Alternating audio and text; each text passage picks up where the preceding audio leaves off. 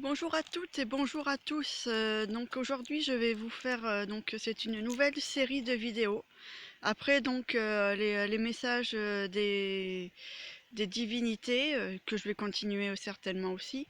Donc c'est une série de vidéos qui se nomme les tablettes du dieu Thoth, les tablettes de Thoth. Et nous commençons les tablettes de Thoth par l'histoire de la déesse Nut et du dieu Geb. Donc Shefnu et Tefnu étaient un couple des plus tumultueux. Lors de leurs puissantes disputes, souvent, ils ébraient le ciel de leur colère et ils faisaient pleuvoir des eaux antédiluviennes. Les puits de Tefnut inondaient l'Égypte, mais les hommes en eurent vite assez de ces moussons impressionnantes qui devenaient les plus dévastatrices les unes que les autres, peu à peu. C'est une jeune servante, plus éveillée que certains, qui eut l'idée ingénieuse de les réconcilier tous les deux. Elle leur demanda de trouver quelque chose en chacun qui leur plaisait. Qu'est-ce qui faisait qu'en dépit de leurs disputes, ils étaient tombés amoureux? La foi des hommes les avait fait oublier les belles choses et les merveilleux souvenirs du début de leur relation. Il se trouvait qu'ils se ressemblaient tellement que lors de leur dispute, ils se renvoyaient la balle. Alors, demanda la servante. Tefnut regarda au plus profond d'elle, et son cœur se serra. Elle avait oublié son désir le plus profond, celui qui avait fait que Shefnu avait craqué pour elle. Tefnut aimait les enfants, et les Égyptiens étaient comme ses enfants pour elle, mais Tefnut voulait son enfant à elle, celui qu'elle nourrirait de son amour, celui qui lui apprendrait les belles choses qu'elle ignore sur elle. De belles et scintillantes larmes coulèrent dans le ciel cette nuit-là. Celles-ci se changèrent en des millions d'étoiles, des planètes, des galaxies. Celles-ci se regroupèrent et prirent l'apparence d'une belle jeune et petite fille, un beau bébé fin et gracieux aux yeux si doux et enchanteurs.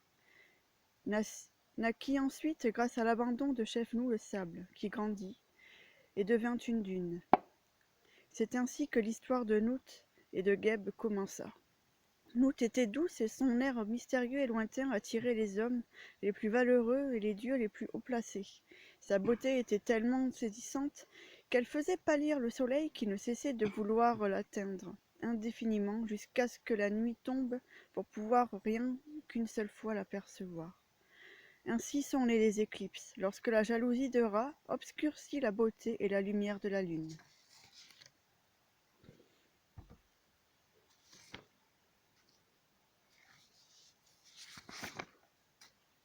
Mais Nut avait quelqu'un déjà en vue, qui était déjà amoureux d'elle et qu'elle aimait comme une folle.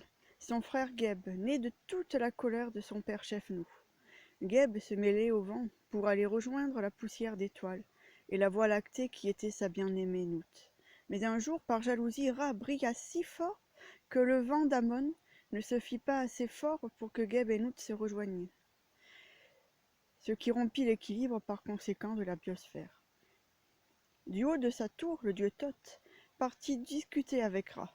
Il faisait bien trop chaud sur terre. Les oasis, qui offraient le peu de fraîcheur aux hommes, étaient asséchées, et d'autres étaient recouverts par le sable.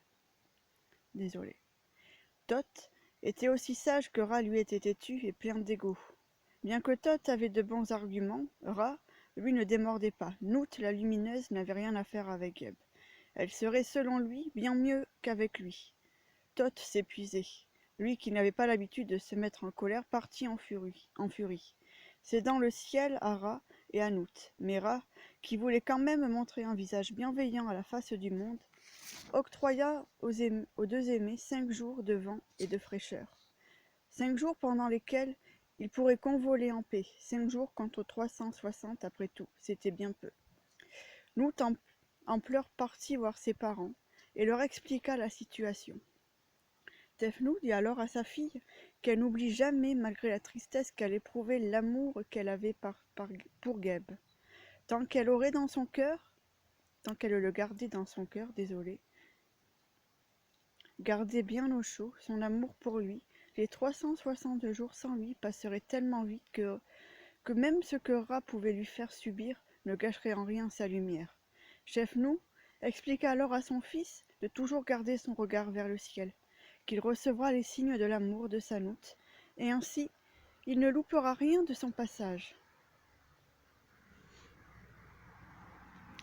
C'est ainsi que les éclipses lunaires apparaissent, rappelant aux hommes que les femmes sont à l'égal des hommes, et que sur certains autres domaines, elles pouvaient être bien les surpasser.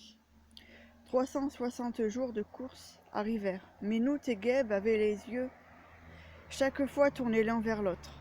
Leur distance, bien que pesante, a quelquefois s'alléger de plus belle.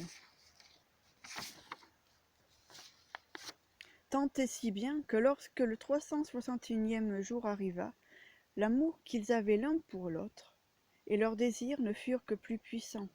C'est dire que les 5 jours furent bien remplis.